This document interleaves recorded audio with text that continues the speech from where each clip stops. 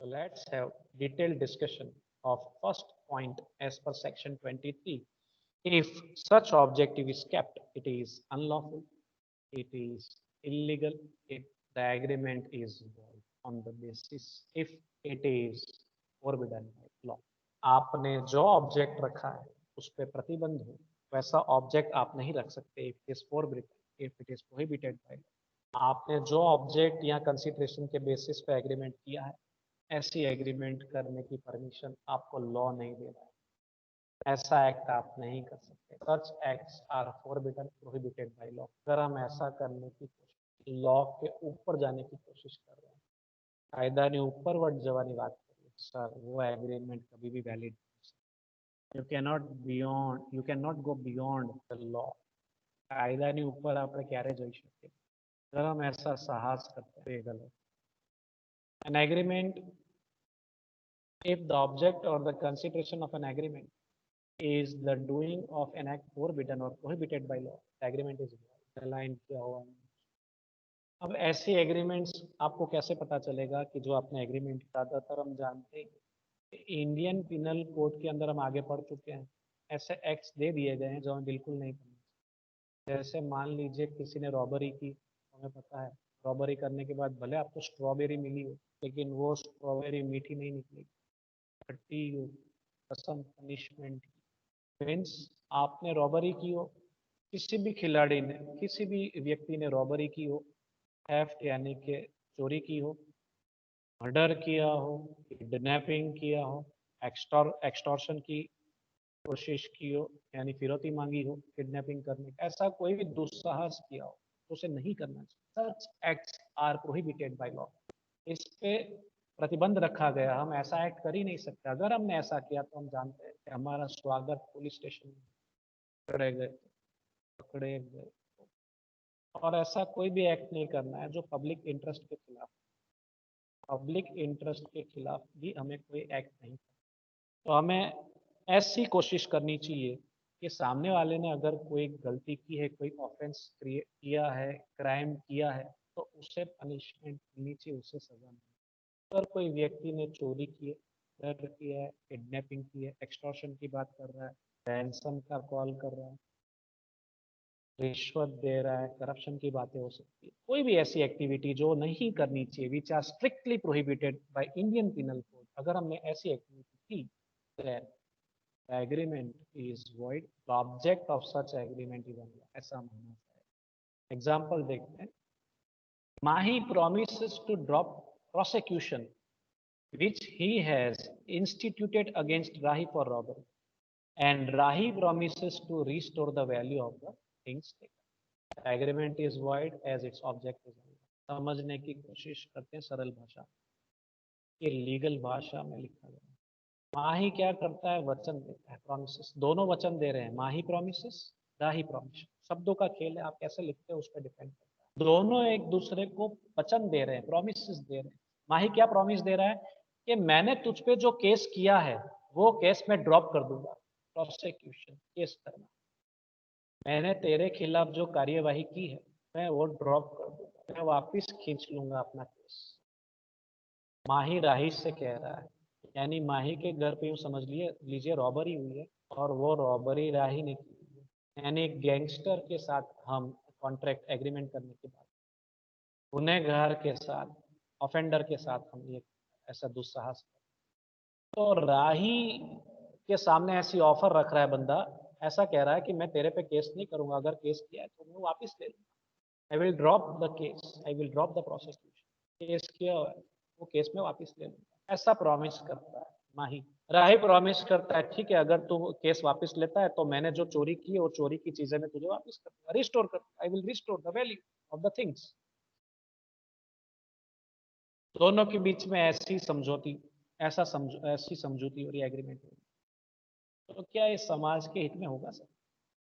पहली चीज तो ये कि राही ने जो चीज की है उस it's an offence, it is strictly prohibited in Indian. ऐसा करना नहीं चाहिए, क्राइम, सजा मिलनी चाहिए, इसलिए तो केस किया था उसने। लेकिन शॉर्टकट निकाला जा रहा है, सेटलमेंट कहते हैं इसे, लेकिन ये एक तरीके से इलीगल, ऐसा नहीं होना चाहिए। अगर हम राही को आज छोड़ देंगे, आज उसने एक चोरी की है कल को दूसरी चोरी करेगा, दूसरी रॉबरी की प्लानिंग, उसके साथ एक गैंग बनेगी, उससे साहस मिलेगा, हिम्मत मिलेगी, कल को रॉबरी के साथ साथ हो सकता है एक का मर्डर भी कर दे। तो इस तरीके से क्राइम को बढ़ावा मिलेगा, ऐसा नहीं होना चाहिए। द एग्रीमेंट इज वॉइड, ऐसी एग्रीमेंट बिल्कुल भी नहीं होनी चाहिए, अगर हो भी रही है तो उसे वॉइड माना जाए। And the object is unlawful, object obviously unlawful है, दोनों का जो ऑब्जेक्ट है गलत है, इलीगल है। नेक्स्ट पॉइंट पे चलते हैं। If it defeats the provision of any law, if it defeats the provision of any law, हमारे भारत के अंदर बहुत सारे एक्ट है, बहुत सारे लॉ है, उस लॉ के हिसाब से, उस लॉ के अंदर, उस एक्ट के अंदर बहुत सारे नियम है, रूल्स है, प्रोविजंस है। हमें ऐसी एग्रीमेंट बिल्कुल नहीं करनी चाहिए कि एक पर्टिकुलर एक्ट का एक पर्टिकुलर प्रोविजन को हम भंग करें, वायलेट करें। We should not defeat or we should not violate any of the provision of any law which is followed or which is implemented in India. Bharat के अंदर जितने भी लॉ है, जितने भी कायदे हैं, उन कायदों के अंदर जो प्रोविजन किया गया है, जो रूल्स एंड रेगुलेशंस फ्रेम किए गए हैं, जो नियम रखे गए हैं, उसका हमें सही तरीके से पालन करना है। उसको डिफीट करने की कोशिश नहीं, उसको गलत साबित करने की कोशिश नहीं करनी चाहिए, उसको वायलेट करने की कोशिश। आपको अच्छे से याद होगा जब आप कॉलेज आते हैं तो आपके पास आई कार्ड होना चाहिए, आपको अच्छे से नॉलेज, इससे हमें पता चलता है कि आप स्टूडेंट, कोई बाहर वाला एंट्री नहीं लेना, ये तसल्ली के लिए आई कार्ड चेक। तो आई कार्ड के पीछे भी रूल्स एंड रेगुलेशंस रखे हैं, कुछ दो तीन पॉइंट आपको दिखेंगे जब आप ध्यान से देखें। At the back side of the I card certain rules are provide. जैसे कि एक रूल लिखा गया, this I card is not transferable, यानी अपना आई कार्ड आप अपने पास ही रखेंगे, किसी और को नहीं देंगे। ठीक है, अपने पास ही रखना, इट इज नॉट ट्रांसफरेबल। ठीक है, इसको ट्रांसफर नहीं करना है, किसी और को नहीं देना। वैसे ही दूसरा रूल लिखा है कि जब भी आपसे आई कार्ड डिमांड किया जाए, आपने प्रेजेंट करना, दिखाना है। घर पे भूल गया वगैरह वगैरह, जो भी आपका जेन्युइन रीजन हो या अनरीजनेबल रीजन हो, तो वो वैलिड नहीं। आपने जो भी रूल्स एंड रेगुलेशंस फ्रेम किए गए हैं उनका पालन करना। जैसे हम गाड़ी ड्राइव कर रहे हैं तो हमारे पास लाइसेंस होना चाहिए, हेलमेट पहना हुआ होना चाहिए, पीयूसी होना चाहिए, अब तो इंश्योरेंस के कागज भी होने चाहिए। तो चार एक इंपॉर्टेंट रूल्स हैं जो हमें फॉलो करने चाहिए while driving two wheeler, four wheeler, जो भी आप ड्राइव कर रहे हैं। ठीक है, तो ये, इनको हमें डिफीट नहीं करना है, इनके ऊपर जाके कोई एक्टिविटी नहीं करनी है। रूल्स जो भी बने उनका अच्छे से पालन करना है। अगर हम उनका पालन नहीं करेंगे तो हम क्या कर रहे हैं, इनडायरेक्टली हम उनका वायलेशन कर रहे हैं। फिर वो स्टैट्यूटरी लॉ हो, कोई लेजिस्लेटिव एनेक्टमेंट हो, जैसे हिंदू लॉ, रिलीजन के हिसाब से भी लॉ है हमारे भारत के अंदर। एलएलबी करेंगे तो आप वहाँ पे ये सब्जेक्ट्स में पढ़ेंगे, Hindu law, Muslim law, Christian laws आपको मिलेंगे, जिसे लेजिस्लेटिव एनेक्टमेंट कहते हैं, उस कैटेगरी में आता है। एग्रीमेंट इज वो, अगर हम इन ये जो भी हमारे भारत के अंदर लॉ है, स्टैट्यूटरी लॉ है, लेजिस्लेटिव लॉ है, उनके कोई भी प्रोविजन का भंग करते हैं, वायलेट करते हैं, तो ऐसी एग्रीमेंट कभी भी वैलिड नहीं मानी जाएगी। कि हमने कानून से खेला, लॉ से खेला है, कैसे चलेगा? लॉ के ऊपर जाने की कोशिश कर रहे हैं, वो भी उसको डिफीट करके, हरा के, कैसे चलेगा? तो गेम तो है नहीं कि हरा के हम उसके आगे निकल जाए। Can not defeat such provisions of any of the act. दो एग्जाम्पल रखे हैं इस पॉइंट के ऊपर। पहला एग्जाम्पल जो है सर, वो मुस्लिम लॉ के बेसिस पे फ्रेम किया गया है। Let us try to understand. Muslim law के अंदर सर एक रूल है रिलेटेड विद मैरिज, कि एक मुस्लिम व्यक्ति, an individual in case of Muslim religion, as per Muslim law, can, he is authorized to have four marriages, he can have four wives, he can have four as per rules, नियम के हिसाब से। Hindu law के अंदर एक व्यक्ति एक ही marriage कर सकता, अगर एक मैरिज उसकी हुई है कंटिन्यू है तो दूसरी मैरिज नहीं कर सकता। अगर वो ऐसा दूसरा मैरिज करने का दुस्साहस करता है, he is violating, he is defeating the provision of Hindu law, नियम का भंग कर रहा है, जो करने का अधिकार उसे नहीं। ऐसे मुस्लिम लॉ में चार शादी तक की परमिशन है, अथॉरिटी है। अगर वो फिफ्थ मैरिज करने की कोशिश कर रहा है, फिफ्थ मैरिज की बात कर रहा है, कॉन्ट्रैक्ट कर रहा है, एग्रीमेंट कर रहा है उसके बेसिस पे, तो sir he is violating the provision of Muslim law Mohammedan. Muslim is authorized only for, ऐसा एक एग्जांपल रखा। Atif, Muslim contracts to marry Halima, Halima से मैरिज करने का कॉन्ट्रैक्ट कर रहा है, आतिफ प्रॉमिस कर रहा है एक तरीके से। Atif already has 4 wives, already उसकी 4 शादी हो चुकी है। His marriage with Halima would violate the provision of Muslim Mohammedan का एक प्रोविजन वायलेट करने की कोशिश कर रहे हैं, यानी वहाँ उसको अथॉरिटी मिली हुई 4 मैरिजेस की permission, marriage he is trying to defend division of Muslim, which is not a valid agreement। ये valid agreement नहीं माना जाएगा, valid contract। अगला एग्जाम्पल देखते हैं सर, जो स्टेचुटरी लॉ से जुड़ा हुआ है। Example number 2, a flat was let out by Mr. A to R, Mr. A to R। अब A और R का नाम यहाँ नीचे दिया गया है। एक केस की डिटेल है, अलेक्जेंडर वर्सेस रेसन, 1936 का केस। टैक्स सेविंग के ऊपर है, टैक्स इवेशन के ऊपर ये केस, यानी टैक्स कैसे चोरी करके आप टैक्स नहीं पे करने की बात करेंगे। टैक्स चोरी कैसे की जाती है उसके ऊपर, जो नहीं करना चाहिए, इलीगल एक्टिविटी की बात। A flat was let out by Alexander to Rayson at a rent of pound 1200 yearly। तो 1200 पाउंड साल में देना है भाड़ा, और भाड़े पे एक घर दिया गया है, फ्लैट दिया गया है। ए ने आर को दिया है, यानी ए ओनर हो गया, R tenant. A entered into 2 agreements with R। A entered into 2 agreements with R। अब अलेक्जेंडर ने 2 एग्रीमेंट्स की आर से, और ये 2 एग्रीमेंट्स अलग अलग क्यों कर रहा है? ऐसे तो एक एग्रीमेंट में काम हो जाने वाला था, लेकिन बंदा 2 एग्रीमेंट कर रहा है to reduce tax liability. Tax चोरी करने के आधार पे, एक तरीके से चोरी करने की बात हो रही है, टैक्स इवेशन करने के आधार पे वो 2 एग्रीमेंट करता है, जिससे वो म्युनिसिपल टैक्स उसको कम पे करना पड़ता है। If the first agreement, the rent in the first agreement, the rent was stated as, पहली एग्रीमेंट में रेंट कितना दिखाया गया? 450। दूसरी एग्रीमेंट में जो सर्विसेज दी जा रही है, रेंट की बात नहीं, services provided related to the flat, pound 750। अब इस पे कोई टैक्स नहीं लगी, सर्विसेज प्रोवाइडिंग पे कोई टैक्स नहीं, लेकिन जो रेंट आप प्राप्त करेंगे उस पर टैक्स पे करना पड़ता है। तो वो तो बहुत कम रकम दिखाई है, यानी टैक्स कम पे करना पड़ेगा, ऐसी सिचुएशन होगी। Alexander filed a suit, means filed a case against R to recover pound 750। अब रेसन जो है, उन्होंने 450 पाउंड ही पे किए ए को रेंट के, 750 अगली एग्रीमेंट के पैसे नहीं दिए। तो रेसन भी होशियार व्यक्ति नहीं, दिमाग का इस्तेमाल किया, इसमें बड़ी ताकत होती है। तो अलेक्जेंडर को 750 पाउंड नहीं मिले, सिर्फ 450 ही पे किए। तो अलेक्जेंडर ने इसे कोर्ट में चैलेंज किया, केस कर दिया अलेक्जेंडर ने रेसन के ऊपर कि भाई 750 रकम बनती है, एग्रीमेंट के हिसाब से दे नहीं रहा। तो वहाँ सब डिस्क्लोज हो गया, आर ने बता दिया होगा, आर ने नहीं भी बताया होगा तो पता चल गया केस के बेसिस पे। Held the agreement was made to deceive, एक तरीके से फ्रॉड करने की कोशिश, deceive the municipal authority, municipal authority को डिसीव करके 750 के ऊपर टैक्स न पे करने की बात हो रही है, साजिश की गई है, कॉन्स्पिरेसी क्रिएट की गई। ऐसी एग्रीमेंट्स वॉइड मानी गई, इससे इस एग्रीमेंट को वॉइड माना गया and A could not recover the money. 750 भी गए। अगर हम ऐसे इलीगल काम करने लग जाएंगे तो हमें जो रकम मिलने वाली थी, जो भाड़ा 1200 मिलने वाला था पाउंड के तौर पे, सिर्फ 450 तक रह गया। तो अलेक्जेंडर वर्सेस रेसन का ये केस है, आपको अगर याद रहे तो आप एग्जाम में। पॉइंट नंबर 3 पे चलते हैं sir, if it is fraudulent. Fraud हमने बहुत ही डिटेल में पढ़ा है सर, फ्रॉड क्या होता है हमको। फ्रॉड का डेफिनेशन, फ्रॉड का मीनिंग आपको याद होगा। फ्रॉड में होता क्या है? इन case of fraud, one party makes an willful wrong statement, one party makes willful wrong statement with an intention to deceive others, with an intention to deceive others।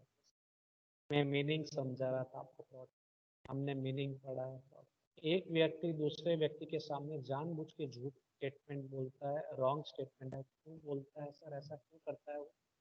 Sir उसका intention एक ही है, एक ही इरादा है, एक ही ऑब्जेक्टिव है, that he wants to deceive the other person and he wants to have the consent of that person and wants to enter into the agreement। Receive करके consent लेके एग्रीमेंट करना चाहता है। क्या ये सही होगा? No sir. An agreement entered into between parties with a fraudulent purpose is unlawful. आपका एग्रीमेंट करने के पीछे का जो इंटेंशन है, पर्पस है, अगर उसके अंदर फ्रॉड छुपा हुआ है, फ्रॉडुलेंट एक्टिविटी है, तो सर वैसी एक्टिविटी, ऐसा पर्पस अनलॉफुल है। सिंपल वर्ड्स में जो मैंने अभी आपसे चर्चा की हुई है, an agreement with a view to deceive other is, किसी व्यक्ति को चीट करके अगर आप एग्रीमेंट करें, डिसीव करके आप एग्रीमेंट करें, सर वो वॉइड है। एग्जाम्पल देख लेते हैं। P Q and R enter into an agreement. ये तीन बंदे हैं, ये तीन बंदे मिलकर एक एग्रीमेंट कर रहे हैं for the division among them of gains acquired or to be acquired by them by fraud. मान लीजिए पी क्यू और आर मिलके एक एग्रीमेंट कर रहे हैं, और मान लीजिए जो सामने वाला बंदा है मिस्टर ए से जो भी फायदा होगा, जो भी गेन एक्वायर होगा, जो भी फायदा मिलेगा, हम इक्वली डिवाइड कर लेंगे, उसका डिवीजन कर लेंगे। मान लीजिए 60,000 का बेनिफिट हुआ, फ्रॉड करके, झूठ बोल के किसी व्यक्ति से मिल गए, तो 60,000 का हम इक्वल डिवीजन कर लें। तो यहाँ जो 60,000 की रकम मिली, कंसिडरेशन, ये कंसिडरेशन कैसा है? अनलॉफुल। कंसिडरेशन अनलॉफुल, ऑब्जेक्ट भी अनलॉफुल है। फ्रॉड करके मीन्स डिसीव करके आप किसी का कंसेंट ले रहे हैं एग्रीमेंट, चीट करके, इलीगल एक्टिविटी। ऑब्जेक्ट आपका अनलॉफुल है। कंसिडरेशन जो 60,000 रुपीज मिला है वो भी अनलॉफुल। इस सिचुएशन में एग्रीमेंट को हम किस प्रकार का एग्रीमेंट माने? What is the type of agreement? Agreement is legally challenge भी नहीं कर सकते। फोर्थ पॉइंट पे चलते हैं। इफ द ऑब्जेक्ट और कंसिडरेशन इन्वॉल्व्स और implies injury the person or property of person or property of another। किसी व्यक्ति को आप हानि पहुंचा रहे हैं, इंजरी पहुंचा रहे हैं, या उसकी प्रॉपर्टी को इंजरी दे रहे हैं, तो सर ये भी valid is not a valid. किसी व्यक्ति को इंजरी देके अगर आप कॉन्ट्रैक्ट कर रहे हैं, या उसकी प्रॉपर्टी को नुकसान पहुंचा के अगर आप सेलिंग परचेसिंग कर रहे हैं, तो ये भी गलत is an illegal activity, it is not proper act।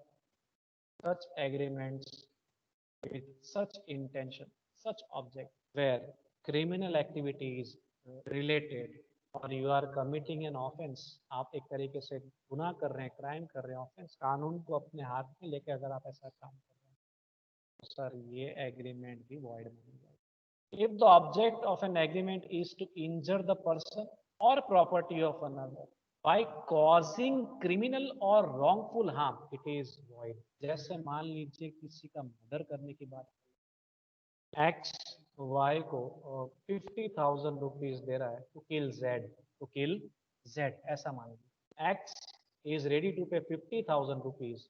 X makes promise to pay 50,000 rupees for killing mister Z. तो यहाँ एक तरीके से एक पर्सन को इंजरी देने की कोशिश कर रहे हैं, कोशिश की जा रही है, किसी को मारने की बात की जा रही है, ऑफेंस की बात की जा रही है, क्राइम की बात की जा रही है। सर यहाँ ये पूरा एग्रीमेंट वॉइड है, लीगली चैलेंज भी नहीं कर सकते। मान लीजिए वाई ने जेड को मार दिया, तो क्या वाई, एक्स अगर वाई को 50,000 रुपीज नहीं दे रहा है, तो क्या वाई पुलिस स्टेशन में जाके एक्स की कंप्लेंट करेगा? एक्स ने मुझे कहा था, वाई से कहा था कि अगर जेड को मैं मार दूंगा, आई विल किल जेड, तो ये मुझे 50,000 देगा फॉर मर्डर। तो पहले किसका स्वागत होगा? आप समझ गए, वाई का स्वागत होगा पुलिस स्टेशन, वो भी स्वैग से। तो सर ऐसा एक्ट बिल्कुल नहीं करना है जिसमें पर्सन को प्रॉब्लम हो, पर्सन को इंजरी हो, उसकी प्रॉपर्टी को इंजरी हो, ऐसा भी एक्ट। अगर हम ऐसा एक्ट करें तो इसे क्राइम माना जाएगा, it is a void act. Example लेते हैं, एक एग्जाम्पल मैंने आपको दिया, दूसरा एग्जाम्पल यहाँ डिटेल में रखा हुआ, which is related with defamation. बदनक्षी के आधार पे एक उदाहरण रखा है, वो समझते हैं। रेपुटेशन, जिसे हम प्रेस्टीज, एक व्यक्ति की प्रेस्टीज के साथ अगर खेला जाए तो क्या हो सकता है, क्या किया जा सकता है? X promises to pay y rupees 80,000 if he publishes an article which is defamatory in character against Z against Z so that it would lower his reputation. X वचन देता है Y को, प्रॉमिस करता है, अभी दिए नहीं है, he is promising to pay Y ₹80,000, Y को 80,000 रुपए देने के लिए वो तैयार है। Y ने करना क्या होगा? Y क्या करेगा? He is supposed to publish an article, एक आर्टिकल पब्लिश करना है, छापना है, जिससे Z की बदनामी हो, उसका रेपुटेशन कम हो जाए market, lower is reputation. Insulting article आपने अपने अखबार में छापना है, मैगजीन में, ऐसी बात हो। अब मान लीजिए वाई ने छाप दिया, मान लीजिए पब्लिश कर दिया, वाई ने किया भी, वाई पब्लिश द सेम, आगे क्या हुआ? एक्स रिफ्यूजेस टू पे 80,000, वाई ने अपना एक्ट कर दिया, आर्टिकल पब्लिश कर दिया, लेकिन एक्स ने पीछे से पैसे नहीं दिए, रिफ्यूज टू पे 80,000। अभी क्या वाई पुलिस स्टेशन में जाए? क्या वाई यहाँ पे रिकवरी कर सकता है? Answer is no. केस भी नहीं कर सकते। केस क्या, पुलिस स्टेशन में कंप्लेंट भी नहीं कर सकते कि sir mister Y, police station में जाके ये भी नहीं बोल सकता है कि सर मैंने एक गलती कर दी है। अगर गलती स्वीकार लेता है तो अच्छी बात है, लेकिन ऐसा नहीं कह सकता है मैंने व्यक्ति के बारे में गलत गलत छाप दिया, पब्लिश कर दिया है। ऐसा करने के लिए एक्स ने मुझसे कहा था, उसने कहा था 80,000 देगा, बाद में दे नहीं रहा, सर उसे कहो ना दे। तो आप अच्छे से जानते हैं सबसे पहला स्वागत किसका होगा? वाई का होगा। वाई से ही पूछा जाएगा, वाई आपने ऐसा क्यों किया? So Y could not succeed as the agreement between X and Y was to harm, was to injure a person Z, which is unlawful and hence void. किसी व्यक्ति के रेपुटेशन के ऊपर भी अगर आप आर्टिकल पब्लिश करने का ऐसा कॉन्स्पिरेसी क्रिएट करते हैं, सर ये भी इलीगल है, एग्रीमेंट वॉइड मानी जाएगी। आपका ऑब्जेक्ट किसी व्यक्ति की कैरेक्टर के ऊपर इंसल्टिंग नेचर का आप आर्टिकल, आपका इरादा सही नहीं सर, आपका ऑब्जेक्ट अनलॉफुल है। कंसिडरेशन जो 80,000 पे करने की बात की सर, वो भी unlawful. Overall the contract, the agreement is void. आखिरी पॉइंट पे चलते हैं, आखिरी पड़ाव पे चलते हैं। If the contract if the court regard it as immoral or oppose to public, if the court regards it as immoral or oppose to public. अब यहाँ पे हमने बिल्कुल डिसाइड नहीं करना है कि ये इमोरल एक्टिविटी है या oppose to public policy activity. यहाँ कौन डिसाइड करेगा? न्यायाधीश डिसाइड करेंगे अदालत के अंदर। Here the court will make the judgement the act done by the parties in a particular agreement, whether the object is immoral, the act is immoral, or it is opposed to public. That will be decided by the न्यायाधीश, by the judge. Let the judge make the judgment in the court of law. ये वो situation, तो जज decide करेंगे कि आपने जो agreement किया है उसका ऑब्जेक्ट इमोरल ऑब्जेक्ट है या अपोज टू पब्लिक। आपने जो एक्टिविटी की है वो समाज के हित में है या समाज के विरुद्ध है, ये डिसीजन कोर्ट लेगा। हम हमारा ओपिनियन रख सकते हैं with the help of lawyer कि मेरे साथ जो एक्टिविटी हुई है इमोरल एक्टिविटी हुई है। इमोरल एक्टिविटी यानी देह व्यापार नो धंधो करवो, ह्यूमन ट्रैफिकिंग का अगर कोई एग्रीमेंट आप कर रहे हैं सर, तो ये एक तरीके से इमोरल एक्टिविटी है जो हमारे देश में वैलिड नहीं है, पूरे भारत देश में बैन है। An illegal activity. कुछ कंट्रीज के अंदर इसे मेन बिजनेस माना गया है, मेन सोर्स ऑफ इनकम माना गया है। हमारे भारत में इसे मेन सोर्स ऑफ इनकम बिल्कुल नहीं माना गया है, इसको कभी भी सपोर्ट नहीं किया गया। It's an immoral activity, should not be done in India, is strictly prohibited. An agreement whose object or consideration is immoral or is opposed to public policy is also considered as an void. Agreement void है, उसका object भी illegal है, consideration भी illegal. Example देखते हैं। पहला example जो है केस के बेसिस पे, पियर्स वर्सेस ब्रूक्स, बहुत ही बढ़िया केस है, which is totally based on immoral activity. तो पियर्स वर्सेस ब्रूक्स का 1866 का केस देखते हैं। Where a carriage was let out by P to B, P to B, a prostitute, knowing that it would be used for immoral purpose to attract the man. The agreement was held to be illegal and एक एक गाड़ी जैसा, एक समझ लीजिए carriage, एक लारी जैसा या गाड़ी जैसी कोई चीज है, एक व्हीकल है यूं समझ लीजिए, जिसको भाड़े पे दिया जाता है। और ये भाड़े पे क्यों दिया जा रहा है? ये केस की डिटेल है। भाड़े पे इसलिए दिया जा रहा है कि वहाँ जो ब्रुक्स व्यक्ति है, ब्रुक्स, वो इस गाड़ी के अंदर प्रोस्टिट्यूशन का बिजनेस करता है। प्रोस्टिट्यूशन यानी देह व्यापार का धंधा। वहां से जो भी मैन निकलेंगे, मैन, उनको अट्रैक्ट करने की कोशिश की जाएगी with the help of this vehicle. It's an immoral practice. અનૈતિકતાના આધારે આ અવેજ અહીંયા જે હેતુ છે અનૈતિકતાના આધારનો છે. It's an immoral activity, an immoral object. अगर ऐसी एक्टिविटी के लिए हम कोई व्हीकल या कोई घर, कोई प्रॉपर्टी लेट आउट कर रहे हैं, भाड़े पे दे रहे हैं, तो भाड़ा जो आप प्राप्त करने की कोशिश कर रहे हैं, illegal consideration. It's an illegal object. Object भी आपका इलीगल है, इमोरल पर्पस के लिए दे रहे हैं, ऑब्जेक्ट आपका इलीगल है। आप जो कंसिडरेशन प्राप्त करने की कोशिश कर रहे हैं इलीगल एक्टिविटी की मदद से, सर वो कंसिडरेशन भी आपका वैलिड नहीं, इलीगल है, अनलॉफुल है। अल्टीमेटली आपकी पूरी की पूरी एग्रीमेंट वॉइड है। ऐसा जजमेंट दिया गया है इस केस का। उसी तरीके से similarly an agreement between an husband and wife for future separation is unlawful and oppose to public. Husband wife, या मान लीजिए live in relationship, live in relationship में अगर कोई बंधता है, साथ में रहने लगता है, मैं किस अभी करंट केस की बात नहीं करूंगा। लिव इन रिलेशनशिप में अगर कोई साथ में रहता है तो कोई गुनाह नहीं है, साथ में रहता है तो कोई प्रॉब्लम नहीं है। लेकिन अगर साथ में रहने के साथ साथ अगर ऐसी एग्रीमेंट की जाए कि हम 2 साल या 3 साल, एग्रीमेंट राइटिंग अगर किया जाए कि हम 2 साल या 3 साल साथ में रहेंगे, फिर हम फ्यूचर में सेपरेट हो जाएंगे, सर वेस्टर्न कल्चर वाली बात हो जाती है। हमारे भारत में ऐसा कल्चर कभी भी इसको स्वीकार नहीं किया गया है। वैसे ही मैरिज करने की बात हो रही है, मैरिज करते वक्त अगर ऐसी एग्रीमेंट कर दी जाए कि आज हम मैरिज कर रहे हैं, हस्बैंड वाइफ बन रहे हैं, लेकिन 2 साल बाद या 5 साल बाद हम सेपरेट हो जाएंगे, क्या सर ये कॉन्ट्रैक्ट भी वैलिड नहीं है? No sir, not at all. Such agreements are void, object is unlawful. समाज क्या सीखेगा इससे? आज एक बंदे ने ऐसा किया, एक कपल ने ऐसा किया, कल को ऐसे 10 कपल हो, 10 से 1000 हो जाएंगे और ये बढ़ता रहेगा। तो आप समझ सकते हैं क्या सिचुएशन क्रिएट हो सकती है समाज के हित में। और ऐसे कौन से कॉन्ट्रैक्ट्स हैं, कौन से एग्रीमेंट्स है which are oppose to public policy? Sir ऐसे बहुत सारे एग्रीमेंट्स और कॉन्ट्रैक्ट्स हैं which are oppose to public.